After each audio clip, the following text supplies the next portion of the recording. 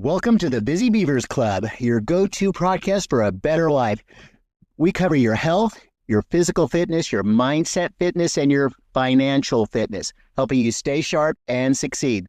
So let's get productive and build, grow, and thrive. Today's stars are Tabatha and Scott Forge. So guys, I know who you are, but they don't. So tell us who you are, what you do, and why you do it. Me first? Okay, me first. Hi, I'm Tabatha, I hope. So a little bit about me. I grew up in a small little town that was 2 square miles. Single mom, and I have a brother and sister, and we learned how to do some repairs and real estate on our house.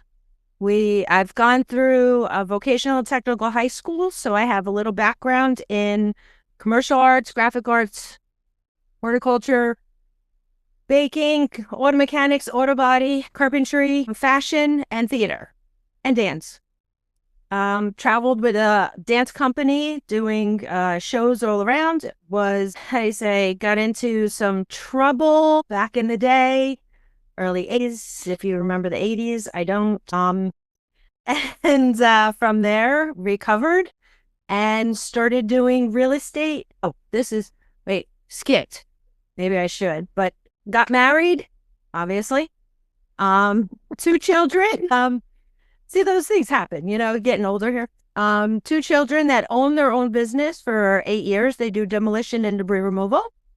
And we started doing real estate in 2009 when a lot of people got into some trouble. We jumped in and a lot of people lost a lot of stuff. So I think that's about it for now. I'm Scott Forge, and again, grew up in a small town. We still live in it, 2 square miles. Grew up with a single mom, became an orphan at the age of 14, moved a few towns away, got lost. That's what I call it, got lost, went down a dark path. Tabatha saved me multiple times over the years. We got married and had the kids.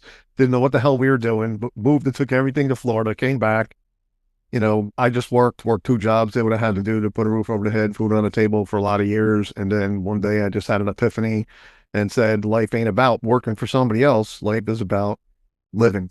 So that's when I decided to make the shift to do something to replace my job with different income without working a second job again. And I said, what can I do?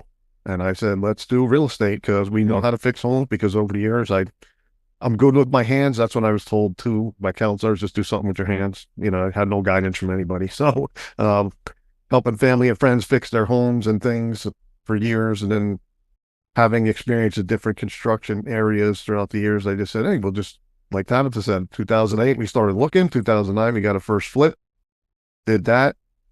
Then we got on a TV show in 2014. Did that, was successful, so that kind of blossomed us a bit. Then we got into multifamily properties, and that's pretty much where we are today. Reconstruction, did a lot of different things in the real estate world, and today we just educate people and continue to grow. So that's where we're at right now. Well, he does. I don't know what I want to do when I grow up still. We've done the single family flips, knockdowns, modulars, levels, burnouts, Airbnbs. We had to pivot when it came to COVID, and we ended up doing crash pads. We had flight attendants, and of course the traveling nurses, we had to put them into homes. And now we look to help, like he said, educate people and give investors better than average returns, because we've tried it all. So we found the good things, tried everything once, and we're doing the good things twice. Yeah.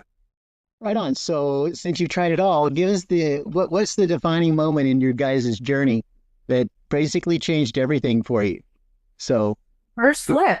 Well, the first flip did. For me. Yeah. So we had the first flip, and during the process, we were just like, hey, we're going to do this and we'll make some money. And we didn't know what we were doing, but we did it. And in the process, we hired 3 of our friends to work with us because they had no money coming in. So they were at work. Yeah, they were out of work and unemployment ran out, and they needed something. So we're like, well, I can't pay you like $80,000 a year, but we can give you some money weekly. Help us. We got things we need done, and that'll help us get this project done quicker. And keep the table, mortgage paid.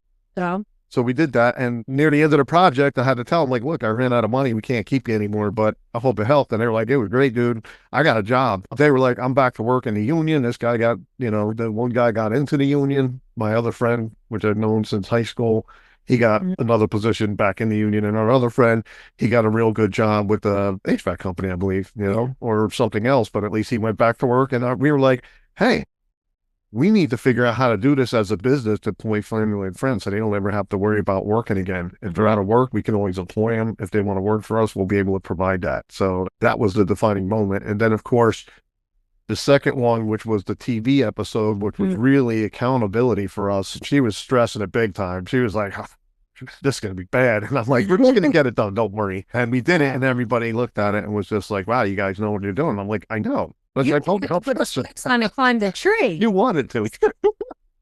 You wanted to do it. So attached to my hip. Because we were just like, whatever, I'm going to work. And we just went back in the house and kept working, So, but that was another defining moment because it just was like, hey, everybody in all the groups that are around, thousands of people in the area are going to see us because everybody was like, when's the show coming? When's the show coming? When's the show coming? We couldn't hide it. We had to tell them, and of course the person that ran the group that got us into it, he was aware of what was going on too. So when we did it and we were successful, everybody was just like, wow, these guys are good. They know what they're doing. And I was like, of course we do. Why would I do this in the first place? I'm not an idiot, but they see me pick up circular saws, smash tiles, and of course, like I said, climb the tree with a chainsaw attached. Yeah. It was really cool though. I gotta admit. Here's an interesting thing. I can tell you right now, I could never do what you did. I don't care. I could never get into real estate from what you just said because I am not a handyman. When we go to IKEA and we buy something, my wife's the one that pulls it together. I'm the one that figures out which side is the left-handed screwdriver, which one is the right-handed screwdriver, and I think I've got them figured out now. No, seriously, I'm pretty lefty-loosey, righty-tighty. I say that every time I turn on the propane to do my grilling. But here's the thing, my question for you, but it is a common belief in your industry that there are certain things that you can't do. Now, okay, just name one. What is one of the things that you come across all the time from people? Not just this one. Pick something else, because I know you can hire out for that, but industry you completely disagree with, or it stops people from trying to attempt what you guys attempted. I know what the big one is. I don't have the money to do this. That's one, and the other is what he said. Yeah, I don't have the money to do it, and the other thing is I don't know how to do this. Mm-hmm. Those are actually, so sorry. There's the two biggest ones. No, those are the two biggest ones. Yep. What you have to pull it out of people when they say, I don't know how to do this. Does it mean you don't know how to do the repairs, or does it mean you don't know how to get started in investing in real estate, like doing a flip or landlording? Like finding the deal or... Right. Find a deal, flip the deal, money, whatever it is, because it's a big question mark that people just throw it out there as if it's just something. And it's like, no, there's a lot of difference. I don't know how to do this, or I can't do this. Mm-hmm. Can't is a bullshit word. Yep. It's you either do it or you don't, right? Saying you can is you won't. We never say can't. It's you either don't want to do it or you're going to do it. That's it. If you say can, it means you don't want to do it. Yeah. Right. That's I don't want to do it. So, but I do want to get in real estate. So what would you say to a guy like that, like me? Okay. You want to get into real estate. What do you want to do in real estate? How do you want to get into real estate? You and I, we're also part. So I'll tell on myself a little bit. My biggest one was I didn't know where to find the money for the investments, right? And so you guys turned me on to JT Fox. I joined the organization, and now I've got millions of dollars that I have access to if the deal's right. And they say they want to do it. So that's gone, right? So now so let's just pretend for everybody else that they do the same thing. They find a bunch of investors, just magically find them, kind of like I did. And I know billionaires, and so you'd think that but okay, money's gone, right? So now I got to find a deal, right? So how do you find? I don't even know if we should talk about off-market deals, because that also all of a sudden tends to get people to I don't know how to find an off-market deal. Yeah. So let's put that to the side. We'll put that to the side later. But how do you find deals that are worthy of doing something with? Well, that's the thing. I mean, you can search through like Zillow, the freeways. These are ways that you don't need any money to do find a real estate deal. Go through Zillow. You can look up handyman, TLC, And look for longest days on market. 300 plus days are like some of the best ones because you can actually, like, they're a little probably more motivated to get rid of that property at a reasonable price because they're getting the hint that you're not getting the gold for your aluminum. You know what I mean? So that's one of the biggest ways that I found. That's a good way. Using Zillow to not just find that, but find a realtor in the area that you could potentially work with for finding what we call distressed properties, properties that need work, like that, vacant properties, long days on market. Like if you have a realtor that has a property with a long day on market, call them up. What's going on with this property? I'm an investor. I buy properties. I look to and turn them over to other buyers, or I look to fix them up and rent them out. Is this the kind of property you deal with all the time, or is this just a one-off? Because, you know, if they deal with this all the time, then that's a good source of properties for you to look for investments. Another thing you could do, real simple, is just drive through your neighborhood. Just driving down a street in your neighborhood every day, take a different street. It's the off-market one. He said, shh. Well, you'll find you'll find what's called for sale by owners. Right, $4, right? Right. So you'll see for sale by owner sign because they don't want to pay a realtor for that job because they feel I can do it myself, but they're not realtors. So, you know, they struggle selling. But and then you find the houses that look like nobody's in them. Yeah, for sale by owners on Zillow, on Realtor.com, and Trulia. And believe it or not, the ones that look like nobody's living in it and it's dilapidated, people can be living in it. So you just go knock on their door. Tell them, I love your house. I'd really like to buy it. Yes, it's an off-market deal, but people are still living in it. So it's not like it's a vacant, abandoned home. You just don't know until you knock on a door. So those are quick ways. People live in, and we've come across. You go to real estate clubs in the local community in your area, and you find what is called wholesalers, because those are people who are finding these deals that they're looking to sell and make a quick buck on. Those are 4 quick ways that you can find deals. Realtors, I do know you have to train the realtors of exactly what you're looking for. And if the first 10 deals that they send you are not even close to what you've told them, move to the next realtor, because they just, like I said, you have to train them. And if they can't follow simple directions, then you're not going to want to do major transactions with them. So like the first deal that we got, we found a realtor at a property around the corner we were looking to buy. He was listing it and they didn't like her offer, so somebody else bought it. But we called the guy because we're like, he looks like a guy that always has these not perfect houses that we can buy. We built a relationship with him, and to get our first flip, we worked with him, trained him on what we wanted, and he was a hustler. I mean, he was one of the best realtors we ever worked with because he just hustled for everybody. We looked at over 100 deals and made over 75 offers before we got our first deal locked up. And it was through a bank, but we did every weekend we would go out and look at 10 to 15 homes. And he had no problem with doing it. And stick to your numbers. Yep, stick to your numbers. Find a realtor that you can work with, either one that's experienced, that's a hustler and doesn't care, or a new realtor that's just getting started and they're learning too, so you can work together and build that team. With him, we had a team. You know, we would buy it, fix it, he would sell it. You know, so that's part of your team. Building that team is having a good realtor on your team. So that's the other trick. It's because realtors don't get a whole lot because they have to split their commissions with the broker. So if you're making, as we call them, the lowball offers, those lowball offers, if they get accepted and you tell the realtor, you get this accepted because I bought it through you, I will sell it through you. So you will get this one and the next commission on this same property. So you get not one, but 2 commissions. Double dip. So the first one's not the greatest, but it'll put food on the table. But the second one, you get that major commission on that one. Yep. So that's what we do, so that it incentivizes them to bring you more of them. So the more they bring you, the more commissions they will make double dip on. And you're not signing a contract like some realtors want you to sign a exclusive with them so that you only buy deals through them, and you don't want to do that because if they're not listening to you, you're kind of stuck. If you buy a house through another realtor, you still have to pay that guy commission. You don't want that. You just want a realtor that's willing to work with you and bring you deals.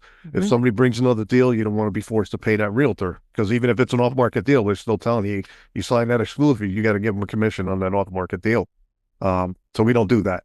And never. With that realtor we had, he was really great. We had him for years, you know. Yeah, we haven't been able. Pretty exclusive through him. It was exclusive, but we never signed a doc. Never signed one doc. There's single families, but he's also on the TV show. Yep. We even brought him on. He's an actor. He brought him on that. Yeah, he's an actor, and he's how we got our apartment building, our first apartment building, off-market deal. He brought it to us first. Exclusively, he had a deal set up with this apartment, and we got first dibs. So that's ways. So it went from single family, and he brought us in landlording over 11 years now.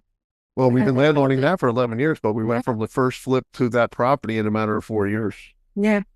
4 or 5 years with him, besides other deals, but, So, okay, so this helps the people that are in the business to get back in the business, maybe me or somebody like that. But what about the people that are like a flip? I'm not doing gymnastics. I mean, they literally don't know anything about real estate, and I don't want to be a landlord. You do, or you get paid or you pay somebody else. So you're dealing with a landlord either way. So why not be the person that does that? But so how do you, I know you guys have, you keep calling it a TV show. Was that way back when, or is that what you're doing now? No, we did it in 20. So what are you doing now that I would help other people to learn the craft, so to speak? Oh, real estate club. We have our own real estate club here in Jersey, Central Jersey, and it's actually called Central New Jersey Real Estate Investment Group. We have a website, cnjreig.com. You can find us on Meetup, Eventbrite, Facebook group. We have all of that for it, and we help educate people in real estate and wealth building. So yes, and generational wealth also. Right. So we have a monthly meeting, which has a different topic involved around real estate investing every month, and then we have bi-monthly networking events where you come and meet people to build relationships in the business with people that you need to work with. So everybody gets to interact. And what we're like, it's called a group, but we're building a community. And the community is, we want everybody in the community to work together. We like people coming that we don't know, and then they go out and do their thing, but we want the people to work together and help each other grow. Because that we feel is more beneficial than just coming for one meeting and then leaving and never returning. And then next thing you know, 6 months or a year later, we find out you went out and did a deal and now you got stuck. So we always tell people, hey, scammed. Right, scammed too. We always tell people, disgust me those. Before you do anything, call us up. We're not going to take anything from you, but we want to make sure you're not getting into a bad situation that you can't get out of. Because a lot of people get excited and they just jump into something without knowing what they're really getting into. They don't know the numbers actually well, or they sign a document incorrectly, and then they're stuck. And then they come to us when it's almost too late. Like, I'm being foreclosed on in 2 weeks. Okay, what's the situation? Kind of difficult for us to help at that point. Yeah, it's really hard to help. Try. A lot to help get started on a lot of the stuff, not just the educational real estate club. We bring, people that are actually doing deals. We bring lawyers, CPAs, we have different professionals that come in that we've worked with, or someone that we know has worked with those people. So we bring that, but for people that have like the biggest fear of making the offer and starting. So what we offer at CNJ and REIG, we actually, now that the weather's getting warmer, we actually will put a group together and go from house to house to house, which we've done, and we sit down or stand, depending on how disgusting the property is. We've stood in the middle of the living room areas and actually went over the numbers. Each person did their numbers. We discussed it, analyzed it. Then we took the majority and we came up with a number. With a number, and we had Andre, who is our partner at CNJ, also put the offer in because he's a agent and he's also a 17-year veteran, which that's one of the aspects that we started now, is working with the veterans to get them homes here in New Jersey. So we're there from step one, looking at the properties, analyzing it with you, putting in the offers, and going through a process. If we get the offer and we purchase it, we step you through the process of doing the rehab and turning the property over for a sale or a rent. So we take people all through the steps and the processes. So and that's why we mean by building a community. All of this stuff, or I don't live in Jersey. Is there any way that if you have an Apple, we can do FaceTime? Yeah, but but all of these meetings that you have, do you record those and then sell them or give them out, or what? Those meetings, not specifically, because it is a paid membership to be at the events, because we do offer There's food and stuff and a cost for the rooms and things like that. So our paid members have access to those. Right. So here, as a business consultant, strategist, visionary strategist, what would it cost for me to be able to get those? It's really expensive. I mean, it's going to break your money is only a concept. You could be talking to Vinny Chopra right now, and he's a multi-billionaire now. So money is a concept. So what would it cost? What would it cost? JT Fox, right? Okay, tell me that he can't afford it, right? All right. So out-of-state price. We haven't done an out-of-state price, but it's basically to be a member, or you can, like, if you came to one meeting, it's $20 in advance or $25 at the door. You can buy an annual membership for extremely high price of $200 for the year. Oh my gosh, that's cheap. Put it at $199, it'll sell. There's $199 and $200. People don't believe me, but there really is. Yeah. Yes. But yeah, man, dude, I would totally let that go viral, because here's the thing: the people that are there are going to get more out of it because they can interact and they've got that thing. But an average Joe that's just starting, I imagine they would learn a lot. I remember when I first started getting into real estate, I literally, Vinny, I would, I'd have my Google open on the side, and he'd say something, and I'd be like, "Oh, that's what he meant." Okay, I did that like dozens of times during every phone call. It seemed like, until I finally started getting it. But anyway, that would be something that, as a visionary strategist, that's how I look at it. It's like, so yeah. And included with the membership, just being at the meetings and interacting with the people, we have services that are given to the members that are very beneficial for the business, the industry. Like, we have a program at Lowe's that only we offer, that only our group can offer, that I know of in the state. Maybe other places have it, but it's a business account with Lowe's where you get 5% off at the register, and it's net terms, so you get additional 2% off of everything you buy in the store. Right. So who can't use that net terms, which is, it's a strategy of how do you get a no money out of pocket deal done? Well, if you have the money from somebody to buy and somebody to renovate, you can do these things where you work with Lowe's and you work with Home Depot, where you get these things where you don't put money out of pocket to get the materials. Right. And then by the time you're done with that, you just submit the bill to the lender and say, "I need a draw." They give you the draw, and now you can pay the contractor. So there's put money out of pocket. There's also the hard money lenders. There's certain ones that once you build up the relationship, it's a 90-100. Right. So what that means is, money. I'm sure people are like going, "What is a hard money?" Is that only coins, or is that the floppy paper stuff? I mean, it could be both when it comes to certain ones. So it depends on who it is. Right. Some like gold nuggets and then others will take the floppy paper. What's hard money lending? What does that mean? What's the term? What is that definition? Well, you want to explain it, or do you want me to?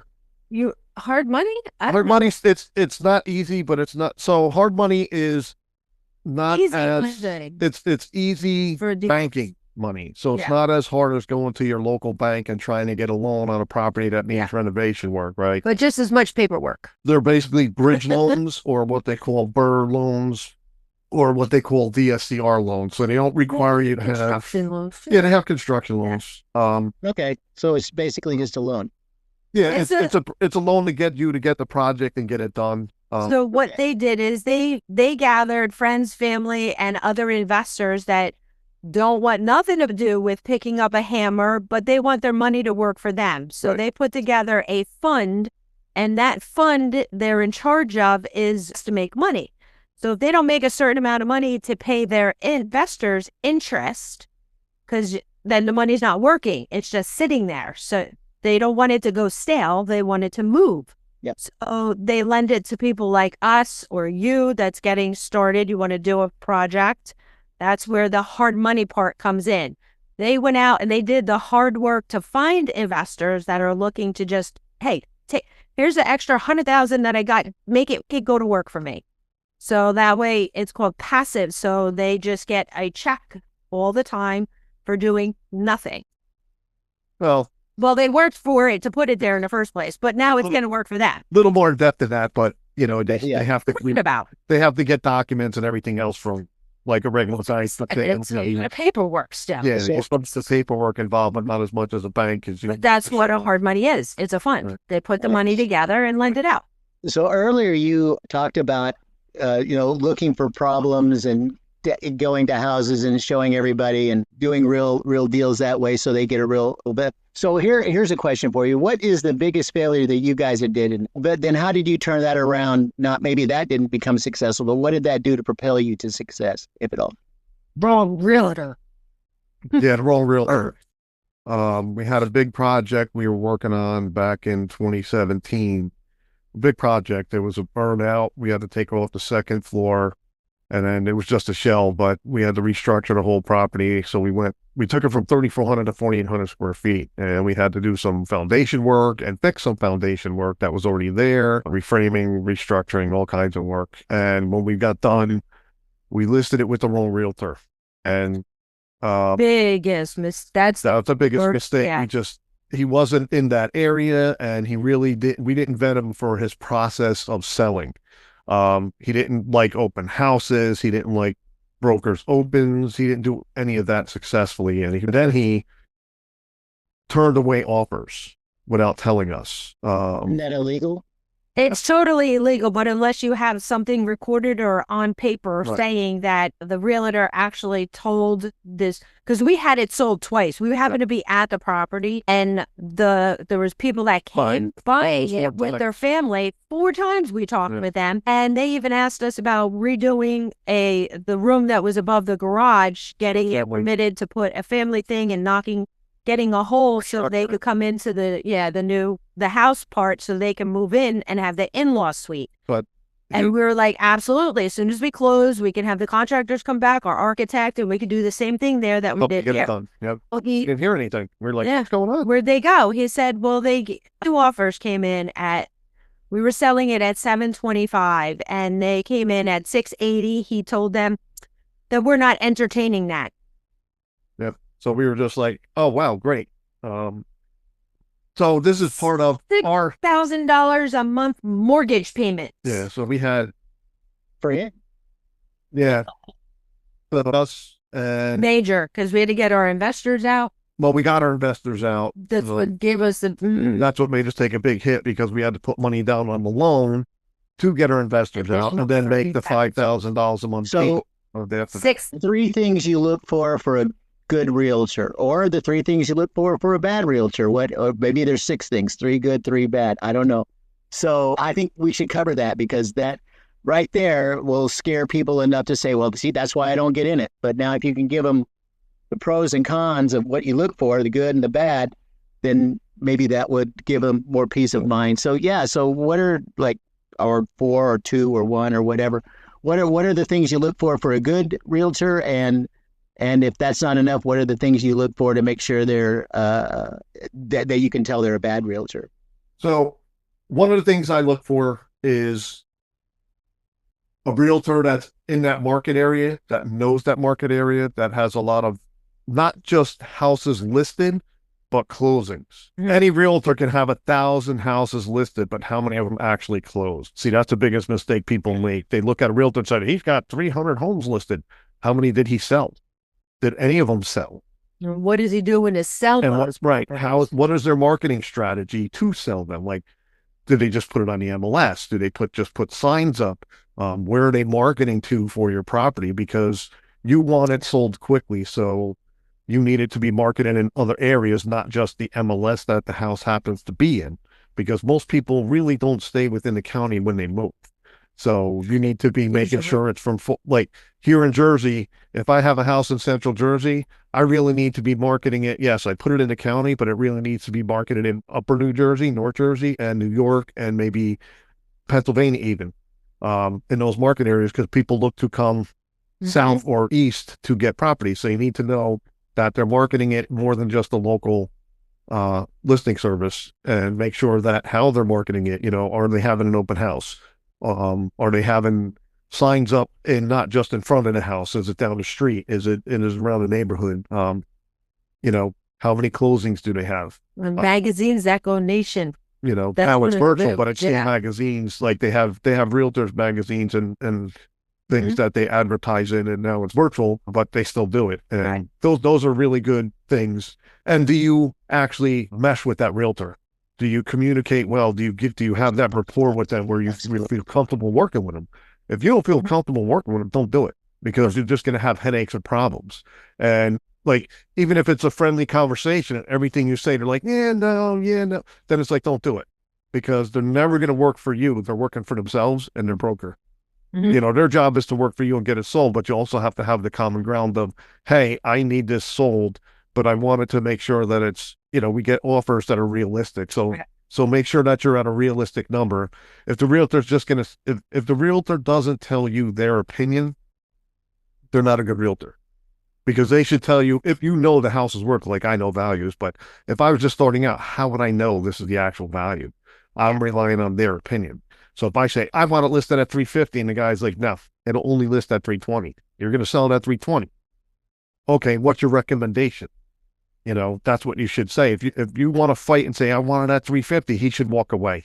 A good realtor will say, I'm not listing it because it's a waste of my time. See you later. Find somebody else. So that's part of the bad thing. If a realtor agrees with you and you're just starting out, that's a bad sign, because how do you know the numbers? You're not a realtor. That's interesting. I was at a point when we were looking for some properties, and a good friend of mine, Steve Lester, who's been in the business forever and 2 days, just does residential. But he would look for a reason not to buy the house. So he was really helpful. Right? He'd look at the foundation. He'd go look, and apparently, now again, not a handyman, but apparently your HVAC can use Freon, and Freon is bad because apparently it costs more money, or there's just problems with it. I don't know, but he would tell me, oh, this one doesn't, this one does, and he was, and then he would do an inspection if we would put if we were going to put a bid on it and go for it. He would have somebody come out and do just a quick off the fly roof inspection, like not official, because you got to pay for that. Yeah, but you should get an inspection done. You come out and say, yeah, this roof, it's fine. It'll last another 5 years or whatever until next hailstorm, because we're living in Texas. And Dallas-Fort Worth area is the number one hail area. Yeah, no, you got. We're saying it's diamonds that's falling, not hail. yeah, snowballs and golf balls. So good realtor, absolutely. And you got to have one that's willing to work with you when you're trying to buy it. Also, they're willing to put in a low offer and understand that, here, I'm buying it low because I have to put in this money and then resell it. Because you get a lot of realtors that won't do that. They're like, I'm not going to make that offer. That's insulting. And I'm like, what's insulting is the price they had it listed at. If you have to insult the seller, you offer too much. Right. If you don't insult them, you offer too much. And then, so there's a lot of different ways to work with an agent, that are key. They're willing to go and look at the worst house on the block. They get excited when they go in after a while, because they're like, this is great. This is a piece of garbage. They like going inspections on all the properties. That's one of the things. If they're, are you going to waive your inspection? We've had the realtors ask us, you're waiving the inspection, right? No, we always do an inspection to, one, make sure we didn't miss anything, because even though we're experienced, we miss things at times. So we get an inspection, but it also protects our investors, And then the realtor has to be willing to negotiate the price, and has to be willing to go back at them if the inspection report finds something that wasn't disclosed in the listing, right? I mean, like a tree through the roof? So, and then the realtor and yourself have to be ready to walk away. You have to be ready to walk away from any deal that doesn't work for you. And the Hugh Hilton. Even if the realtor's pointing out, like, you got a foundation issue, that's okay, because it just lowers my price point, because I just have to get the work done, but I wouldn't say that for the person just starting out. That somebody would experience, hey, you got a foundation issue, that's money. You got old, that's money. One of the things that, as a beginner, you're going out there and you're doing this stuff and you want to get into it, go to a local real estate club and find someone that's doing this stuff. And follow them. You can go to different projects with them and ask them to partner up. If you do You got to put your sweat equity into it, which is not always easy. Trust me. And that was going to be one of my recommendations. Yeah. Go to a real estate club. And a lot of people say, find a contractor that's going to come out and give you an estimate. Not really going to work because you didn't own the house. You're just using them. So what you do is you find people like us, and we're an open book. You want to see my project? Come to my project. Right. So you find other flippers in the area that are willing to show you their projects so you can learn and see what's going on and have that conversation when they're at the project so they can show you and tell you things. This is what's wrong. This is why they're doing this. A lot of realtors after like we had the one project, we bought it. It was 15 years vacant and it was a realtor's project to begin with. Yeah. Because they think they've gone out, they've seen the things and that they can do it. No. True. Not true. Not true. So you don't put outside wood inside. There's things that you don't do. You must put in real beams to hold your house up, not makeshift 2x4s on a car jack. Yeah.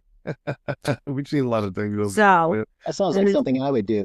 Well, this was a realtor's property and they had rotten wood, tried covering things up and those things. And having good people on your team makes a difference because our architect demanded that we go find something out.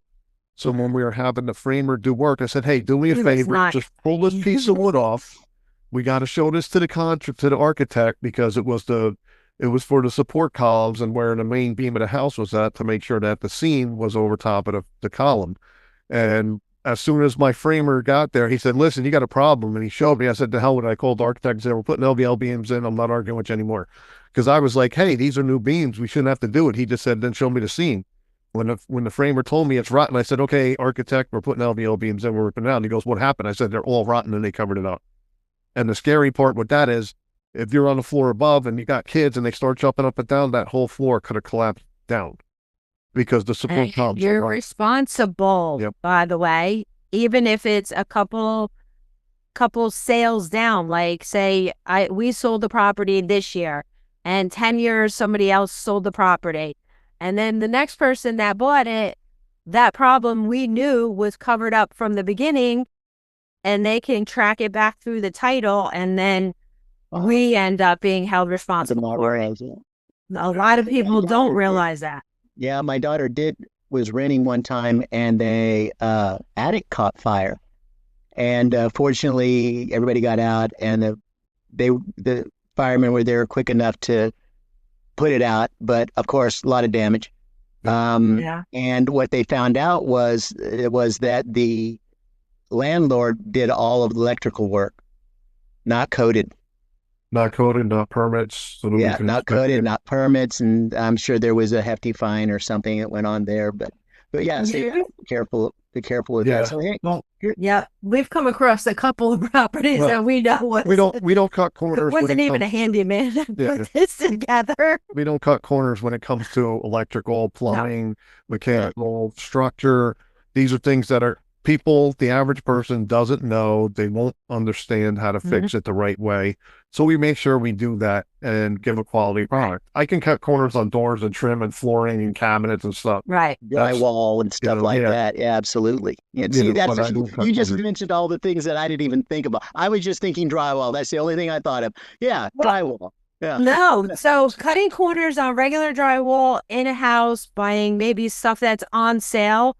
We don't buy any of the things from China because they had stuff in it was actually putting the chemicals were killing people.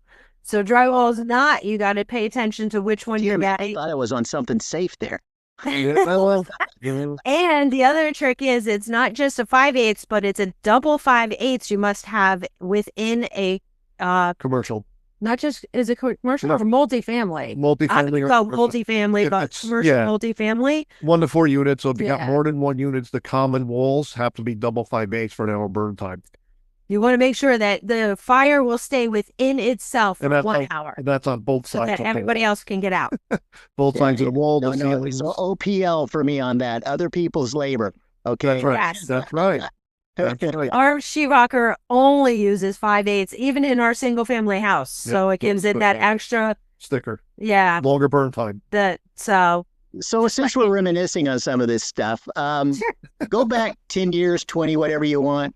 What's the one piece of advice that you gave yourself at least 10 years ago, maybe 20 years ago, or 30 when you guys first got married, or whatever? What's the one piece of advice that you would give yourself? Give yourself way back when. When it comes to life in general, what I would say when it comes to life would be to invest more in myself and hold the properties that we had. Well, that's one of the big things that I would tell myself. That's what I said. When it comes to life in general, first would be to, educate myself more, have more confidence in myself, know that I really wasn't happy having a job.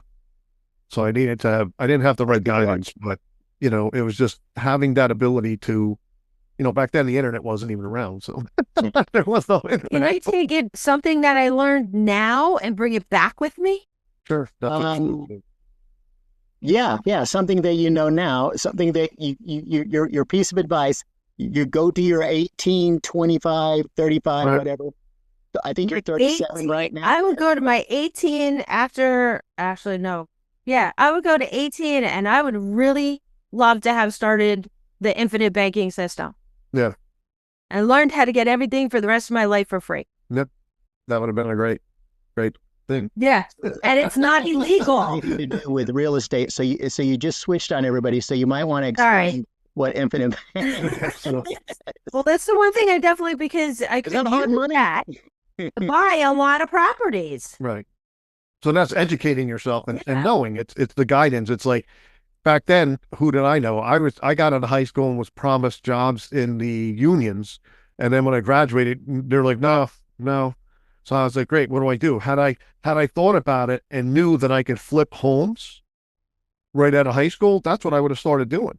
I didn't know. I was just trying to get a union job, and I could have just went and started flipping homes right out of high school because I had experience. I was working in high school in the summers doing these contracting jobs, and I took a construction tech course in my senior year, even though I knew some of the stuff. It helped with some of the components of, I didn't know that. And I could have just started flipping homes right out of high school and not have to worry about getting a job and worry about that. I never went to college, so that was, I wasn't even a thought going to college. But we did start to educate ourselves from those, because I don't know if they have them anymore. The late night infomercials. They do. Well, they probably do. I go to bed early, 8:30, 9 o'clock. So and that would be part of it. Would be taking action on things because we had the knowledge in front of us, and we were going to do it when we moved to Florida, and we were there for 2 years. When we moved back, we never utilized it and took the action until years later. So I would have just, we started though down in Florida. We started looking at properties, and they're really cool properties until Hurricane Andrew hit. And then just wrecked everything. Yeah. And we said, we out. So it would be like, just have the confidence in myself, educate myself, and understand that there's options out there other than going to college. What can I do? And what do I like? Go bank to get a mortgage, a loan. Right. Now, I mean, there's so much information out there. It's a lot easier. There is. But I had like no guidance, no confidence. I didn't know what to do. I was just kind of lost. Like, where am I going with life? And then I met Tabatha, and, we kind of just went about things, I made him buy Carlton sheets. I got to be honest. Well, yeah, we bought Carlton sheets. It was like an infomercial, and we started listening to it, and we started putting it in action. But then when we came back from Florida, it was kind of like I got a job, and then it was just like it wasn't enough money. So I started working instead of following the path of the Carlton sheets program. We kind of gave up on it and just went about life. And baby one came, then baby two came. Well, we already had baby schools one, so that would be something that I would say is like, look, like you don't have to follow somebody else's path that's telling you what to do. Believe in yourself, improve upon yourself, gain knowledge in yourself. And like I was just listening to Jim Rohn before, and that's what he said, improve your knowledge, and that will improve your abilities, right? And that will improve your income. But you don't have to follow somebody else. If something you want to do, follow what somebody else is doing. Don't reinvent the wheel. just follow steps and their guidance that they're providing you. Like you can listen to these guys who have experience doing things, follow what they're doing and do it. But of course, you're not going to get 100% of the information. So be prepared to hit roadblocks that you have to overcome, but don't give up. Push through them and, adjust to get through it.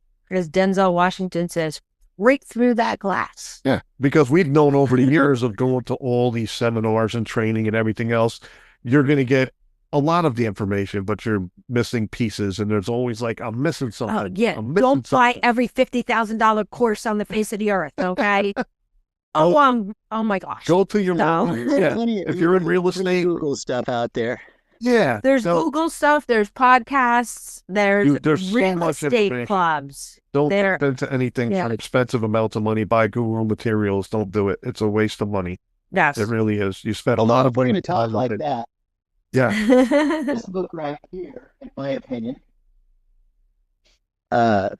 is an amazing Science of Getting Rich. Vicky actually, this was the first book that Vicky actually listened to, and then usually it's begrudgingly. My wife, and for those of you who don't know, it's Vicky, would begrudgingly like, I don't want to listen to that. I don't want to listen to that. And I'm not going to listen to that. I'm not going to. And she actually listened to this, and I said, okay, so you want to go to this next book?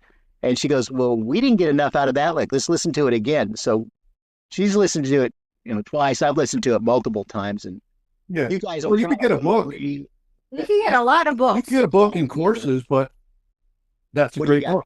Yeah. That's a book. Yeah. See, that's investing in yourself, though. That book is like $15 bucks. Number one thing.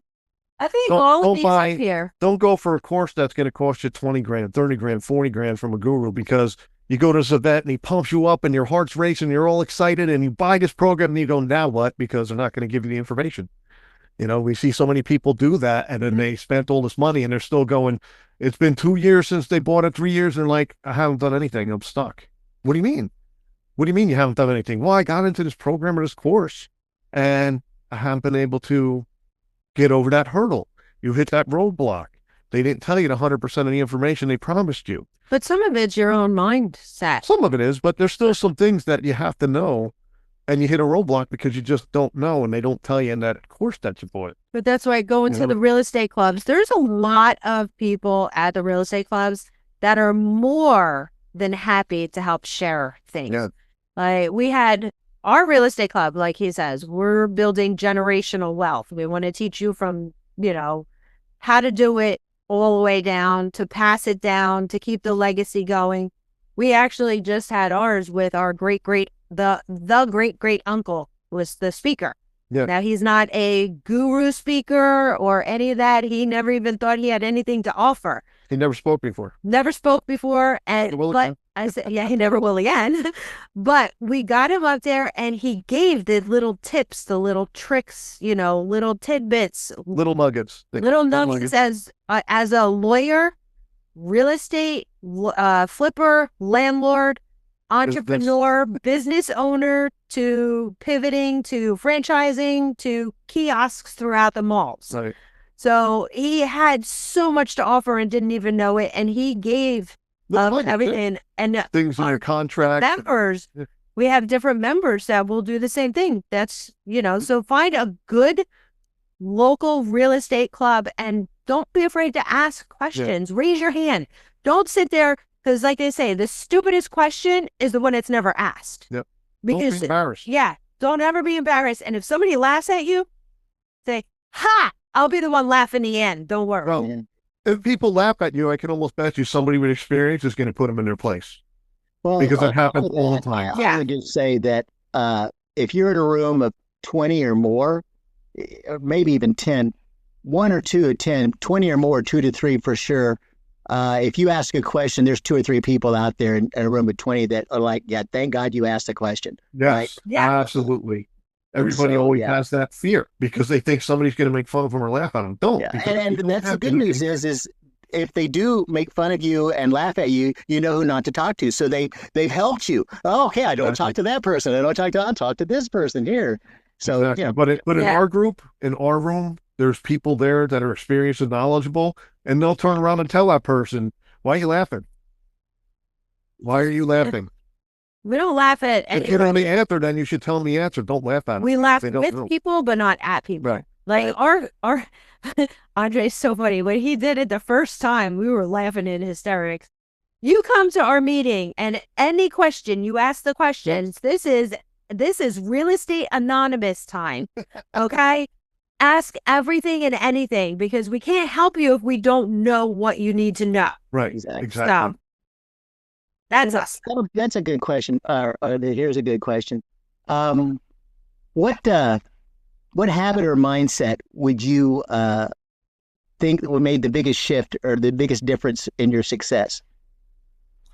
What mindset? Habit, mindset, system. What is it that really made you got you propelled forward? I like to say habits or systems. I think systems are better than habits, but it's just that's a word war or a mind shift, a mind shift and a shift that you did. Your growth mindset versus fixed mindset, or what is it? What was the biggest difference in your success? What is it that made you guys go, wow? Right now, the book is out there from a friend of ours, Curtis Banks, the money management wealth book. It's in my living room. I would pull it out right now. Yeah, mine's in the other room too. It's by my chair where I sit and read. Yeah. That when I read and it like kind of hit me that I'm a consumer mindset right now. Like when I go to the store because I like something, I would get it. But no, stop. Right. Stop. Like it's little things, little steps. Let me see if I can find it at a better price. One that I really, really need.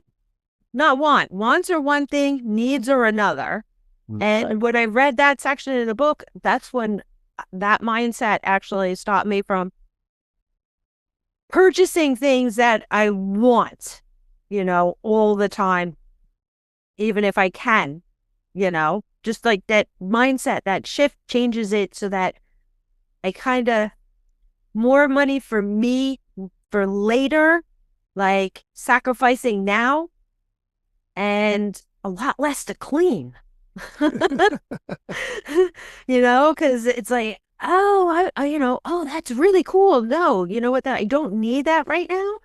Maybe I can find it that in a better made country, made here in America, and for the same price or cheaper.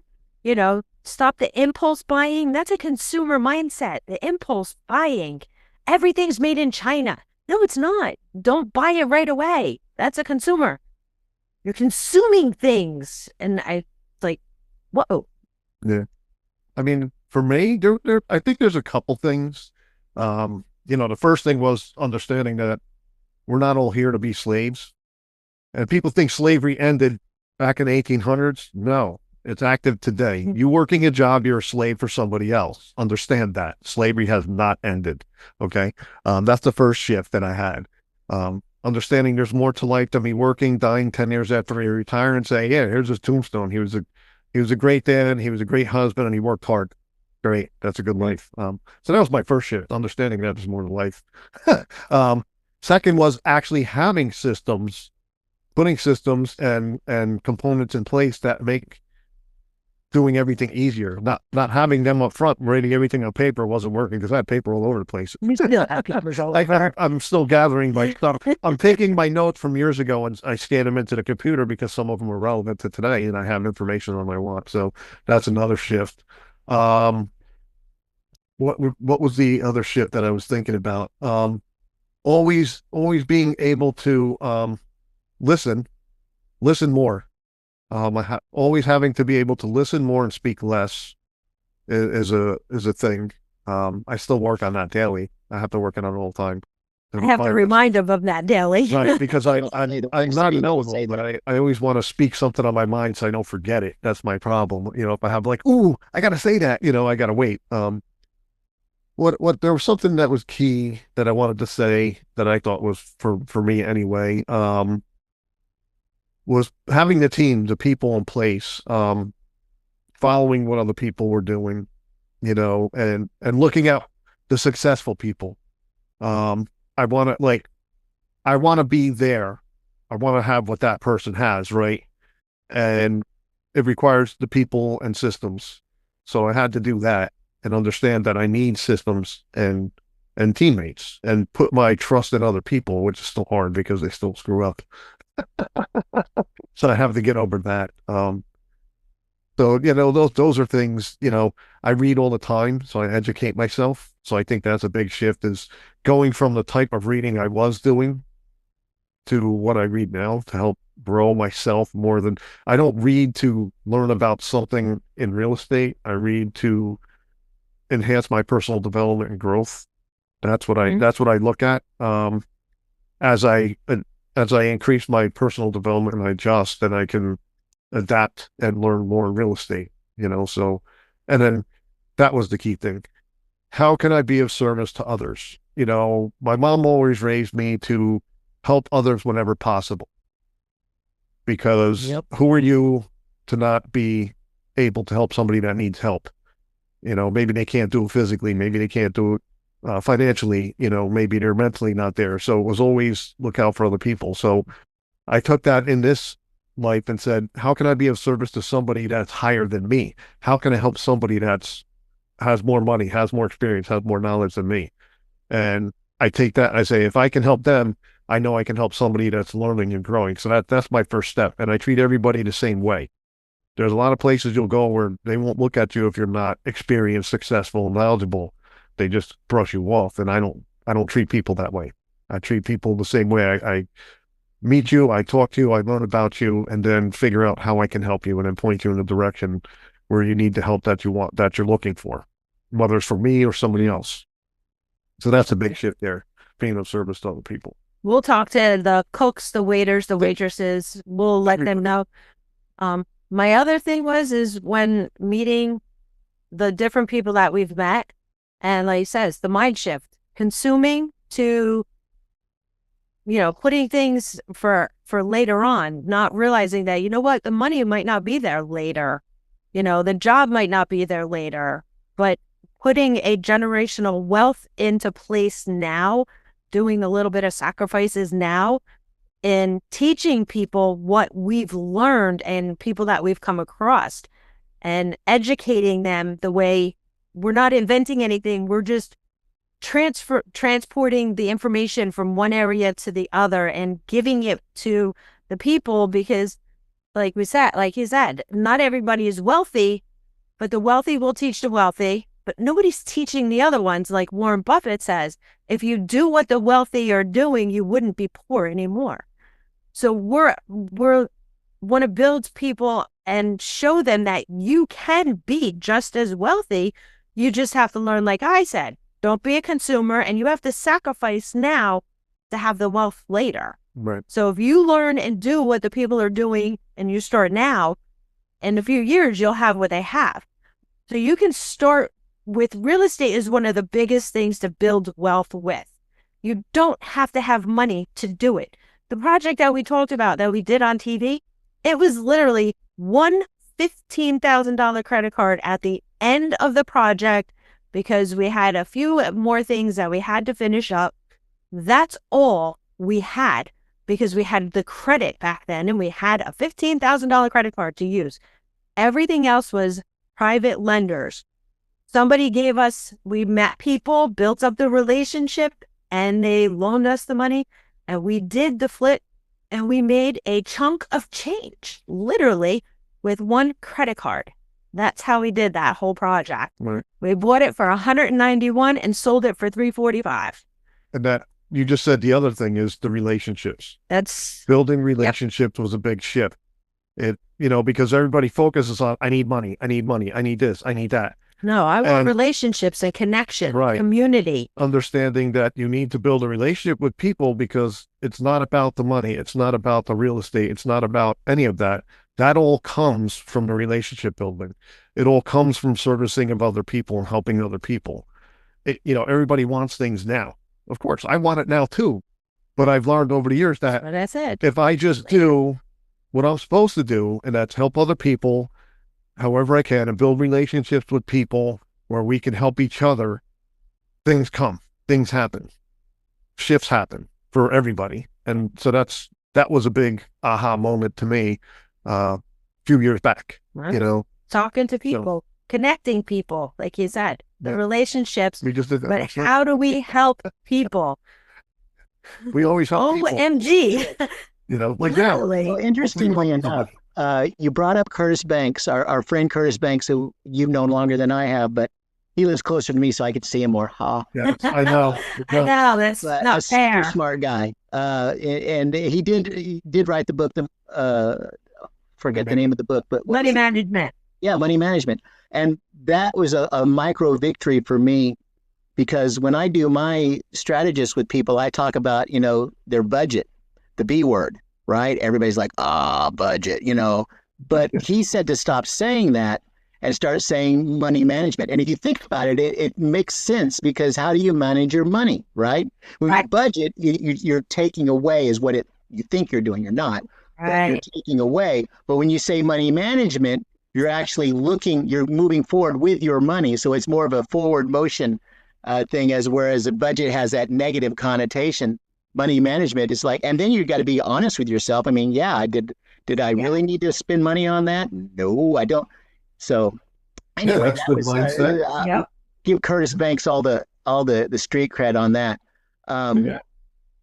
I thank him for that part. And it's only 110 page book. Yeah, and you get it on Kindle. I mean, and so it's cheap, or you can. I think he's got a website where you can get the hard copy. But so look him up. Yes. Reach back down to us. We'll find it. Yep. Yeah. Or just sit down below and we'll put the thread in. So last question, I think. You kind of been. Well, you know what? This is the second to last question. I'm going to go down this road. So this one doesn't have to be anything to do with real estate. It could be whatever you want. There's shiitake happening in the world right now. So what is it that basically keeps you up at night? A problem in the world that you would say is one of the problems that keeps you guys up at night. Might be different for each one of you. I don't know. What keeps me up at night besides my dog? That doesn't count. World problem. That's not a world problem. That's a world problem that keeps me up at night is I mean, for me is I look at it and it really, with everything that's been going on over the past I would say now 5 years, is the housing. I mean, it's a big issue, concern, because we've seen it go down and then it skyrocketed. And I'm looking at how can people afford the housing? Because everybody's overpriced, overpaid now for years with the real estate, whether you're renting, whether you're buying a single family home or a multifamily dwelling, the prices are through the roof. And they may correct, but they're not going to drop that much. They're not going to plummet 50% in value. So things are still going to be a high cost. Where are people going to be able to afford to live and just keep a roof over their head affordably? I mean, that was one of the things I've been thinking about. And one of my strategies that I started looking at last year was seller financing properties to people. Finding low income housing that's not geared towards people who don't want to get up and go to work and start contributing to life. They just want to sit around. These are people who are working, they're struggling financially because life is hard. So it's kind of like a twofold thing. It's help them find a place to live that's affordable by helping to finance it or getting them into a nice apartment that we do, but also providing them education and knowledge so that they can start growing their mind and getting out of the middle class consumer mindset, so to speak. So those are things that I look at. How can I help? And then, of course, my other two things, my big whys are veterans and orphans, because I happen to be an orphan. So I know what it's like to be down that path of, everybody handles situations differently, but I know where it goes with orphans, and veterans are not addressed and taken care of the way they should be. So, that's my why, and where I'm taking things besides the generational wealth for my family is how I can help other people by getting them where they need to be. Like, they don't get the housing they need or the medical help they need. For veterans and orphans, just don't have the guidance they need. Most orphans, which was shocking because it happened right before COVID, where the guy said there's over 2 million orphans, probably 5 now. And when I researched it, most die by the time of 20 because they either suicide or overdose or they go to prison. But you go to prison, pretty much, life is over. And that's their option because they don't have the guidance. So that's my whys there and what I think about. Right on. What about you? Yeah. Honestly, I don't know. Like, there's so much wrong. I mean, there is. But so, but I kind of, you're gonna get political. I don't care. Or no, not political. I don't care. Not So, political. go ahead. It's mindset. It's mindsets of people that, like, I can introduce you to, like we said, I said the infinite banking system. Yep. That's one of the biggest things that I Drink don't. water. Yeah, I'm leading you there, and I'm not doing anything stupid, illegal, or harder than what I'm doing now. We teach people do everything legal, ethical, and morally correct, and that's what we're teaching you these things, and we want to bring it like so. Hannah Kessler, she's out going across the country. And there's so many times that we just like, wake up, people, just wake up, do this. There's no reason not to. And it's not like you need a whole lot of money to start. Most people make a $200 a month credit card bill. So take the $200 and put it in this place first.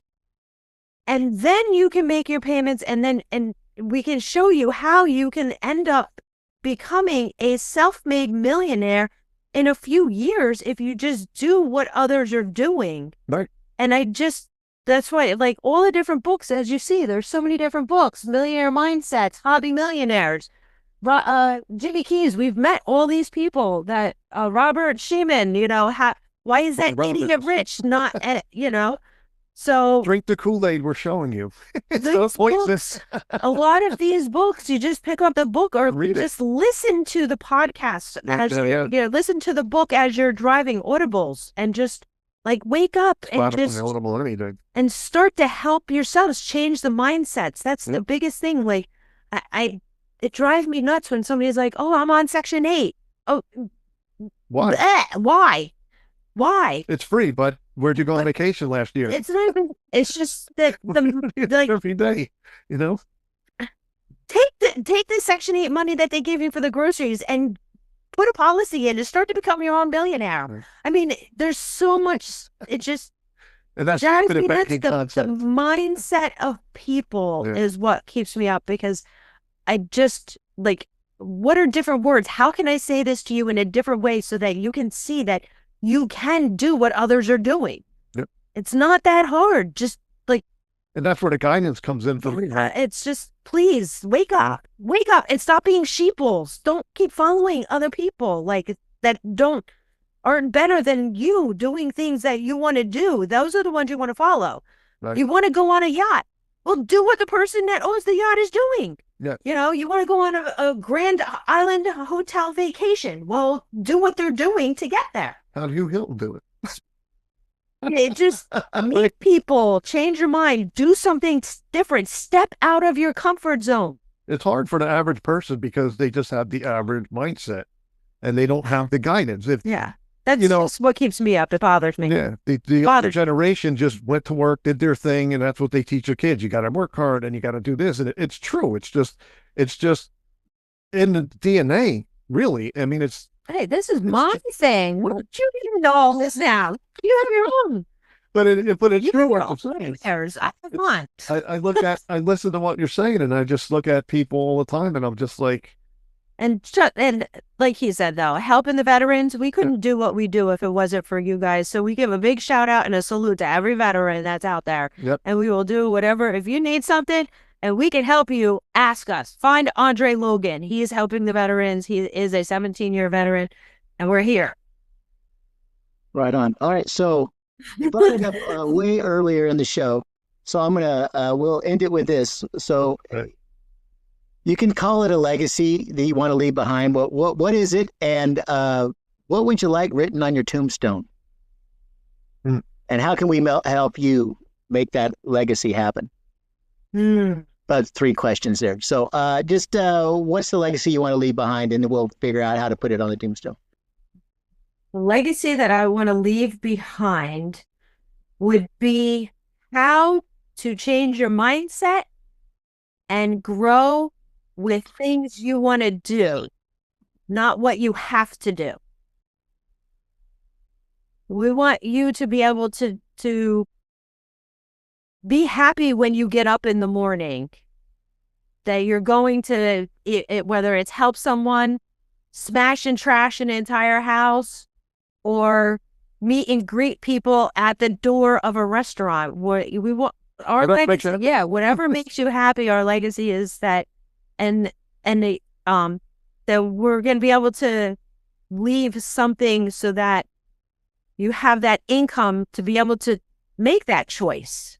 That's, I think, what my legacy is that I want. And on my tombstone, I can't say smoke more and be happy. You can say whatever you want.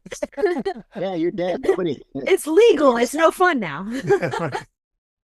Let's see. There's so many different things. If you do what the wealthy do, you wouldn't be poor anymore. Right on. There you go. Scott? Me? What is my legacy? What is the legacy I want? Of course, my generational wealth for my children. And what does wealth mean? So it's not just finances. So it's having the right mindset, having the right financial knowledge so that you can maintain your lifestyle without having to rely on anybody else but yourself to do it, right? Being able to help others when needed, because most of our family likes to, we help people. That's what we do. To continue that legacy, right? And, I was thinking about something the other day, and you just brought this question up, and it's like, people always I want to fix the planet and things. And I think my tombstone will read, he changed the world by improving other people's lives and making a difference to other people, not just my family, but that's part of it. My family is other people, right? So I think that's what my tombstone should read, because that's why I looked at it years ago when I got started in real estate and said, great father, great husband, hard worker. That's the average person. I don't want to be the average person. I'm not the average person. I know. No. I mean, and I always think this in my head, and it's like, I don't know why I'm here. I died multiple times. To make me happy.